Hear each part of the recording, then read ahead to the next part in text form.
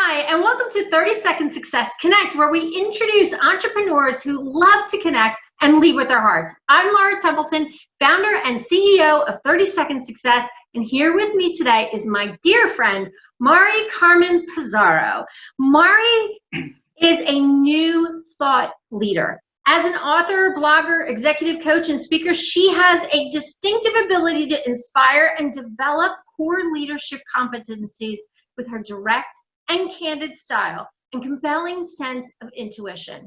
Her most important role right now is to be the lead coach and founder of the International Women's Leadership Academy. You can find all about Mari and her amazing work on social media and at maricarmenpizarro.com. Welcome, Mari. I am so excited to have you here with me today. Thank you so much for agreeing to hop on a video interview with me. I know these are challenging times and we'll get to that in a little bit, but right now I just wanted to thank you for being here with me and welcome you to the brand new video series of 30 Second Success Connect. Yay, thank you for having me. I would not have missed this for the world. I wanted to be one of the first ones, so thank you for allowing me that pleasure to be here connecting and just chatting with you. I love it. It is so fun, right? It really is fun to jump on a video with friends and just talk about how life and business just really change on a daily basis. And you know, we couldn't do half the things that we do without the folks in our network. So let's talk a little bit about how you and I met. Do you remember? You know, we were talking about this just a little bit ago. Do you remember the first time we met? I remember. Okay. We happened to be both part of a networking group. So it's just, I remember when you started talking about what you do, and I was a new entrepreneur at the time, you know, I didn't know 30-second what. And your energy and your desire to connect was so inspiring to me. And it was attractive. It was very attractive. Thank you so much, and I'm excited because we've had a beautiful opportunity to work together over the years, and I'll never forget the first time that we met. And I was so inspired by the things that you were creating and the direction you were going, especially in that leadership arena, working with executives and helping them overcome that. Share a little bit about your corporate background so folks can understand why you've transitioned to now helping other folks in corporate with that, the leadership issues. So, you know, I spent 20 years in corporate. I have happy years. I'm not one of those people that leave and it's like, oh, I hated it. Actually, I was happy, so I thought I was, right? And, you know, you make plans and then life takes you, the universe steers you around. And I had to take some time off because one of my daughters was sick. But at the same time that I took that time off, I was also working on myself. I had created an internal coaching program for the company I was working, you know, so I was hiring the me now back then, but no intention of leaving corporate. I was too young, you know, I was thinking of leaving and do my own thing like 10 years down the road, not at that particular moment. And I left corporate. I started working with my daughter in her healing, with my spiritualism and integrating me as a whole human, which is something that I teach my executives, especially women. And once I started treating myself like a whole human, integrating myself back with my family, you know, taking things easier, I was like, oh crap, how do I go back now with this? It was like a veil was lifted off my head. But I had a very, very, very successful career. So I'm like, what do I do now? And let me tell you, it took a few coaching sessions. I call on all of my mentors, which is something that I consider part of your networking, finding those networks so you can make the call and ask when it's necessary. And it took me a while, but I found out that I had an amazing toolbox in my, I had a toolbox with a bunch of tools inside of 20 years of training, coaching, human resources, and leadership development. Those are the things I did when I was in corporate. I'm like, why not do it from the outside? And maybe that way I can create a more balanced life. That was my way. I mean, there's many, you don't have to leave to create a balanced life. But at that moment, I was out already. So yeah, I decided to leave, and it was that network of connections. So it's funny, I was thinking before the interview, I'm like, I didn't really network. I wish I would have known how important it is, but I had a network. And it was a network big enough or important enough that kept my business, my business was a success from the get-go. And I think it had to do with those relationships that I forged. It's funny that now I teach my executives to network inside of corporate. So yeah, that's how it's been about 6 years now that I'm on my own, and I'm having a lot of fun. That's now awesome. I get to go to the companies and, tell them what to do and leave. I love it. And it's so true, though. A lot of people don't realize, especially in that corporate environment, I talk to clients all the time, especially when I'm working with the corporate clients, is, we have the ability to connect with other folks within the organization, not just in our own departments, but as a whole. And how often do we take the opportunity to get to know the folks, in other divisions and other departments, and learn more about what they do, what they bring to the company. But more importantly, these are our mentors, right? These are the folks that can help us to elevate our skills as well as help us move within the company. So it's taking the time to learn about the different people in the organization and staying in touch with them, understanding what it is that they bring to the table. So, talk about, when you're coaching with clients about connecting internally. We'll talk a little bit about networking externally as well.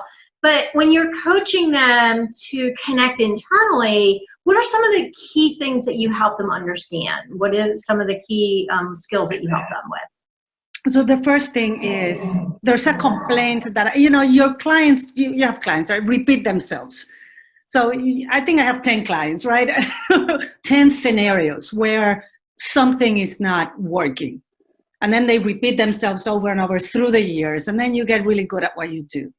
And one of the complaints that it always means that they're not doing their homework, networking internally.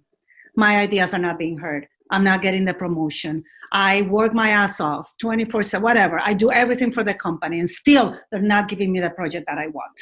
It's not all about work. That is good, and that will take you to a certain level, right? When you're younger and you start, you put a lot of hours, that you're going to get noticed. You get promoted, and then there's a point in time that this is where I work at this level, where that stuff doesn't work anymore. Actually, it's about creating the systems so that the ones below you need work less, not more. But what happens is that we continue doing the thing that got us the success, right? Continue working more, work. Actually, more and more and more. That's what all my clients do when they come to me. I'm killing myself. This is not happening. The thing they want is not happening. And I'm like, all right, so who is your network of people inside of the company? Other people that I have a team. I love them. We are tight together all the time. So if you are, let's say you are in manufacturing, I work with big companies, and they usually are pharmaceutical manufacturing, chemical manufacturing, huge global teams. Oh, I'm very tight with my teams. Okay, so if you're in manufacturing, for example, you need to make a product, but that product needs to have a certain quality standards. The quality person doesn't report to you if you're in manufacturing, right? So the quality person is going to come and fight with you. This is what I hear. Oh, here comes quality, and then it takes longer, and then we can't. Did you take the time? So think about first, you asked me what strategies. Think about first the people you're bickering with. Those are your allies. Because the first thing nobody taught me I needed to network internally. But imagine if you go with this quality of manufacturing, which is typical in the, in the companies I work for. Imagine, first of all, they have the same goal, right? Right. They have the same goal. What is the goal? It's just as simple as sitting down on the things that are working. So the first thing I teach these people to do is With the one you bicker the most, that's going to be your best friend, because usually it means that that quality person has really high standards, but you're manufacturing and you do too. When you focus on the same goal, and this happens in marriages, with children, what are the things that we have in common that we want to accomplish? That's step one. And sometimes just having that conversation is enough for them to start building a relationship. And now we're talking. Right. So it's find the commonality. The that commonality. would be step number one before you start bickering, fighting. Another thing that some people tell me, they're like, well, okay, well, I have a mentor, but he or she's not here. You find mentors. I mean, I want to demystify what a mentor is. And the first thing to do that is becoming one yourself. So even before you start identifying this godly figure that is going to be your mentor, why don't you mentor somebody, regardless of your level? There's somebody always younger. Well, almost always there's somebody younger or newer than you in the organization. I don't care if you're a senior executive or the administrative assistant of a team. There's always somebody that you can mentor. And that's also a first step before you start looking for, what can you do for me? It's like the other way around. So that's a beautiful segue into networking, because networking now as a business owner, we experience it so differently that obviously we're not in the corporate environment, we're not with the same people every day. When we start to look for the networking opportunities, I love, you can take that same idea of becoming a mentor, right? Teaching other people how to connect within your networking group or within that networking realm. Anywhere, yes. Absolutely. Exactly. Even in your own home, right? Works. So I love that idea. So thank you. Yeah. So tell me, what role does networking and connecting play in your business now? So it's, my business grew just solely, only based on networking. Call it networking. It's like relationship building. And once you build a relationship with somebody and they want what you have to offer and you offer a good product, they're going to refer you to other people. So it is now, 6 years later, that I'm working on creating an audience and growing in a different way. But up to now, it's creating that relationship without the attachment to a sale. I think that's how networking or building relationships have worked for me. And I understand very well because I teach it. I'm lucky. I teach persuasion.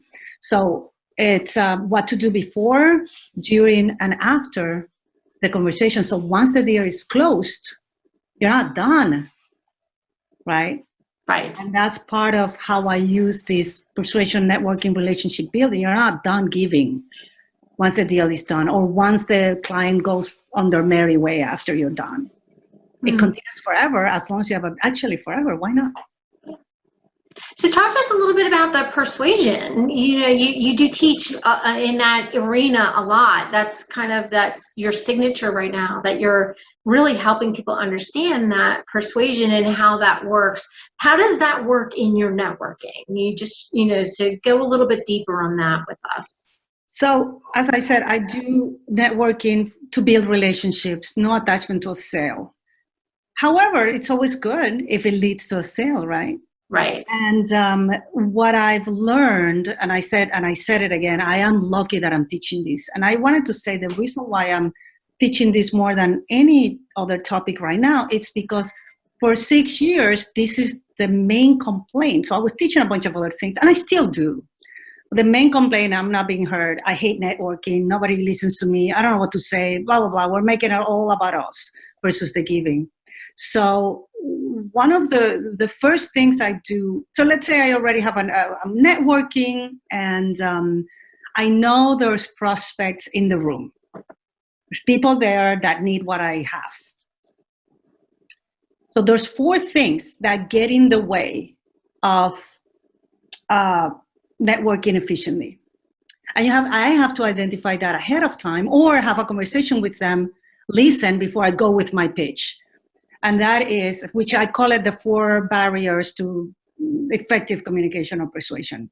Number one, the first thing that people don't hear what you have to say or they're not interested is because they think it's not a good idea. So that's the first barrier. They think it's not a good idea, even though I might see a person suffering. I'm like, I can't help. And they're like, not a good idea. Coaching, not a good idea. But then number two is that they think it's a good idea, but they just don't think anybody else is doing it. This happens a lot. So they're like, oh my God, you're a coach. I have that exact same problem. I'm like, yeah, let's have a conversation. They're like, well, nobody's coaching my company. I don't know, who to ask. None of my, and the opposite already also happens where they are like, oh my God, yeah, all my friends are coaching or whatever, right? So number one is they don't think it's a good idea. Number two, they think it's a great idea. They're just like, I don't want to be the only one doing it. So that's a different conversation. But let's say it's number three. They agree it's a great idea. Everybody else is doing it, but they think it's not going to work for them. Just not. That happens a lot in the health world. Yeah, great. I know I need to eat my vegetables. Everybody's eating healthier now. You see healthier restaurants, or hopefully you'll see them again everywhere. I just don't think it's going to work for me. But people don't say it. They think they just, it's unconscious. And the fourth one is that they don't know how to do it. So they might think it's a great idea. Everyone is doing it. They think it will work for them. So everything's positive. But I just don't know how to do it. How do I hire a coach? How do I go about eating healthy? How do I go about networking? I have no idea. I know it's a great idea, but I just don't know how to do it. And they're close. So how to knock on that door to lower that invisible barrier that we all do it. It's taking the time to listen at what level of the communication they are, right? And if they think it's a good idea, it's not a good idea, then you use one approach. If it's that they don't know how to do it, then you use a different approach. That's why every time I hear somebody saying, I've told my team 100 times to do this way, and they don't listen, I know they're missing one of the four. Maybe, I don't know what it is. Maybe they don't think it's a good idea, so it doesn't matter how many times. So every time, I've said that 100 times. I told her 10 times, we all say it. I told my son this, my husband, my coworkers. Think about what is the barrier that is between you. And the problem is you, by the way. It's not the listener. Always. It's always somebody else. Yeah, it's always you. Just take that in. And each one of those has a different a strategy, right? But just knowing that's just like 2 seconds, right? At what level of no are they? Then you can listen and know where to continue having the conversation and the unattachment to a specific result. I think that kills so many deals. That people go for the sale. Right. Networking is not for selling. Networking is to create relationships. Sales are a byproduct of a strong network. Right. Absolutely. So you shared with me that you, in the very beginning of your business, used to struggle with networking because you're an introvert. And I feel like there's a lot of people that struggle the same way. I personally, it's like I always thought I was an extrovert. Then I realized that I'm an introvert. And I can kind of bounce between the two. So then they have a new word for that. It's called ambivert. But inherently, I feel like I'm a little more introverted, which is funny because I teach people how to network all the time. But I've learned key tools and things. So share with us some of the things that you've done to overcome that introverted feeling when it comes to networking. So here's the thing. It's not about overcoming being an introvert. Being an introvert is amazing. As being an extrovert, it is too. I'm not saying that one is better than the other. It's not doing anything to overcome who I am. And then when I was doing things to overcome my, more quiet behavior or persona, then I was screwing up. Right. Because I was making it, again, about me. How do I show up? Wait, did I memorize that correctly? And then people would say, what do you do? And I'd be like, I'm a coach. All that wonderfulness that I memorized went to hell because I was making it all about me. For me, and it took me a long time. I was petrified. I did it because I knew I had to, but I didn't know how to. You helped me a lot with your 30-second success, the relation. I think it was probably the first time I heard that it's about building relationships. It was about you in that networking group, that we were together and giving. And I always thought, oh, easy for her. She's an extrovert. Because I'm sure a lot of people think you are. And it was not until that really sunk in and somebody else said, Mari, the problem why you struggle with networking and you have it's not because you're an introvert. That's a stupid excuse. I know that now. And people that I coach, they're like, well, I'm an introvert and we have all of these tests and I'm a sucker for tests. I love personality tests. But own yourself to that to be able not to be seen. So once I got okay, it's not because I'm an introvert. How many introverts in the world have been presidents of the United States, for example? Obama was an introvert. So, wrong excuse. But once I started not making it about myself and everything else I already shared, like not making it about the sale, it's not necessarily about the pitch. My message comes out now naturally. I work with leaders, executives, managers, and I teach them how to become influential leaders who command respect in any room. It took me a few years to come up with that. But really, every word in that sentence has a complaint that my ideal client has, and it also has the ideal client, executive managers, leaders, and they complain that they're not influential enough, or they do not command respect in any room. These are voices that I've heard over and over and over, put them in a sentence and practice and make it myself and just say in video, but really make it my own.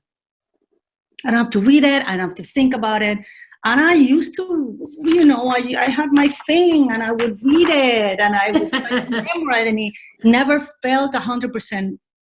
It never felt 100%. I was following somebody else's formula. I think that's what it was. I mean, there's a formula and I kind of follow it now, but it's my own. Oh, wait, you didn't get it from my book? That's how I approach networking, yeah. So thank you so much. I appreciate you sharing that, because I know that, and I love the fact that you're saying, it's really not about overcoming being an introvert. It's using the tools that we have at our disposal. And again, it's about making it about everyone else. It's not about you, right? Networking really isn't about you. It's about connecting with the folks in the room. How can you help them? How can you serve them? When you approach it from a heart of service, it really changes how you network. It really does. Exactly. And the barriers come down. And I think people see you as more genuine. People feel that. Right. They feel it. Yeah. They feel your fear. They feel your, in my case, I was petrified. It's just so funny. Wow. Yeah. Thank you for the reminder. It's fun now. I think the biggest thing, one of the things that I have noticed with networking is when we do have those fears, there's always someone in the room that recognizes that in us, and they will take you under their wing, especially, and that helps you to find the right group that works for you. Because I think sometimes when we show up at a networking event and we just feel like you can tell almost immediately if it's a good fit or not. And 9 times out of 10, it's because there was somebody in the room that kind of took you under their wing and introduced you to other folks in the room. Well, you've done that for me more than one time. Yeah, it feels so good. It's almost like you feel like you have an anchor, like you have someone to just kind of be your champion in the room. And other people have done it for me. That's how I learned to do it for others. Oh. Yeah. Really, that's because, I didn't know how to network when I first started, it's like, but I learned from other people and I watch, I'm like, these, you start to want to emulate the people in the room that you feel the most comfortable with. Exactly. Yeah, while being yourself. And again, it's coming from that heart of service, right? It's having that desire to help other people, which makes a big difference. So, but is there a specific story that you want to share with us about networking or connecting? Maybe a connection that you've that you recall that really helped you with your business at some point in time, that kind of really lifted you up, that made a big difference for you and really had an impact on your business? You know, there's several, but there's one that comes to mind just because it was the first really deep one. So there's this there's a male, there's a guy that I'm working for the company. I usually the companies I work with are very big. So I would go and work with the people I knew, right? The people that brought me there and stay there. It's super comfortable there. I was getting well paid, so why bother? And as I got more comfortable in my own skin, and I used all the strategies we already talked about here, I started changing my strategy. So let's say you bring me to this company, and I know the company has divisions and it's global. And so I would make a point to meet the people. Usually, you know, I go for the decision-making person. So if I'm coaching a vice president, so who's the president of that division, or the senior vice president, who's the boss? So, and then who's the boss of that boss? So I always go 2 levels up, and usually I end with a CEO at that level if I'm lucky. But I do it very strategically. So this time I'm working with somebody that used to work with me that brought me to this company. And I'm like, no, I'm going to test my networking capabilities now. And so I asked for a meeting, and I just, I was petrified. I opened the door. Here I go to a one-on-one networking meeting with a super senior executive. And I opened the door, my heart was pounding, and I remember everything we talked about today, right? Not about me, networking relationship, blah, blah, blah, blah, blah. Had a conversation with him. A week later, he calls me. I had no attachment to a sale. I was not there to sell. A week later, he calls me. He's like, hey, I was thinking we really connected in that meeting. Do you do this other type of work? So I was coaching one-on-one, and he asked me if I did team coaching. Team coaching. I'm like, of course I do team coaching. Okay. 9 conversations later, I closed $1 million deal with this guy. Completely changed my business, confirmed that I really finally understood what networking was about. And it was not about the money. It was great, right? It was great. That's really a shift in your business. But it was like, oh, I validated the theory that it is about making a connection. There you go. It's that simple. Because there was a true connection. That guy's my friend now. I texted him, I'm like, hey, how are you doing with the quarantine? I'm a pretty high level guy. Yeah. We are friends now. And like him, I have at least 6 stories in the last 2 years. I mean, it doesn't happen often because I don't have a huge marketing. I do now, but for these big projects, really, it's all about the relationship. That guy and many others that have given me super big contracts have never asked me, let me see your education, let me see your resume. Never. It's all about the connection. And let me tell you, if the connection is not there, it's okay as well. Yeah, because that then makes you want to serve, hey, dude, an asshole, right? You don't want to serve a prick or somebody that doesn't go with your value system. That's one of the biggest mistakes we make. For the money, for the sale, we say yes, and then we're like, it's so uncomfortable. I don't like my client. What do I do? And at those levels, you can't fire your client. Right. Like the way I work, I cannot fire that client. I have to suck it up. So, so it's good if it's good, and it's good if it's not as good. The connection, right? You move on, and it's practice because you're gonna have both. Right. That's awesome. Thank you so much for sharing that. I really appreciate that because that's a pretty intense story. Like, that's a pretty that's a pretty intense story. I want to respect your time. We have a few more minutes. I want to definitely highlight what you're working on right now. You have a pretty big project that you launched it last year, and right now, because of what we're in the midst of with this coronavirus situation where we're all at home, tell us what you're doing to give your audience access to this program. So last year, this is a program that I was working on probably for the last 2 years. So last year, it's the International Women's Leadership Academy. And it's a program dedicated specifically for women because ladies were different. We operate differently. We think differently. I had to it was through a series of women, just coincidentally, that kept coming to my life as clients. And I felt like I had the one woman over and over. Like the one woman. This is happening because I'm a woman. This is oh yeah, that happened, but that's because I'm a woman. Oh, that's because of the boys' club. I'm a woman. I'm like, no. If you're not being heard, it's not because you're a woman. You have a communication strategy. How are you communicating? How are you showing up to the world? And I'm a woman, right? I love to do that for guys because guys have that problem too. But I'm a woman, so I resonated a lot with that. Just took a little bit of time to really study. Are we really that different? And remembered that I was also trying to be a guy when I was in corporate. And maybe that's why I was so tired and out of shape and sick, because I was trying to be something I was not. A guy, imagine that. So, I created a curriculum and I tested it last year. Actually, you know what? I tested it and it was with a global company and they gave me the opportunity to beta test. They paid. I beta test this program with 15 executives globally. So we did it on Zoom, but it was not an online program. We had a graduation where everyone from around the world traveled to the company.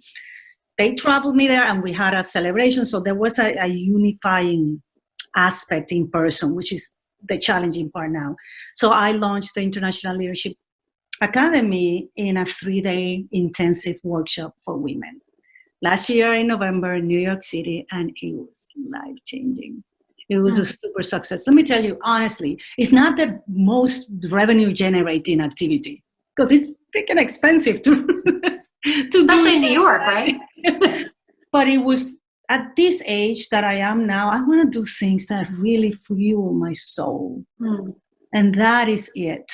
So we had almost sold out the second one in May this year. So imagine the first 3 months of the year, it was all about the Leadership Academy for May, networking, talking to people, creating relationships, reaching out to all the relationships to bring them into this amazing space. We were going to do it in Philadelphia. And then this, a little bit of a twist in the story that we're all experiencing now made me have to cancel. Obviously, it was in May. I had to cancel. And I'm reshifting. That program is made to be live, and it will be live. But it might not happen this year because I need time to sell it. And I'm not going to sell a program in a moment of panic and fear. And it's not cheap, right? It's an investment. People's ears are like, oh, right now, like, I love you, but that's what I hear. Like, I love you, but not now. I love you, but not now. I'm like, all right, what do you love me for? Something simple, smaller, online. And so we're transitioning that program online as a way. It's very strategic, right? I will sell it online now. However, it's meant to be also attached to the live program. So whomever purchases the online will have a ticket to the live. And that's wonderful. And whomever buys the live will have a ticket to the online. And I will also usually gift my online group program to my one-on-one clients. So I'm going to be honest, it has been challenging. I have had to reach out to that toolbox because now I'm networking. After all those years of mastering networking in person, now I'm networking online.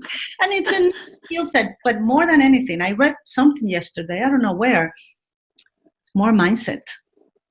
Of thinking, actually believing, before I read this last night, believing that it's just going to be so much harder because it's online. That is the first mindset I need to shift around. Says who?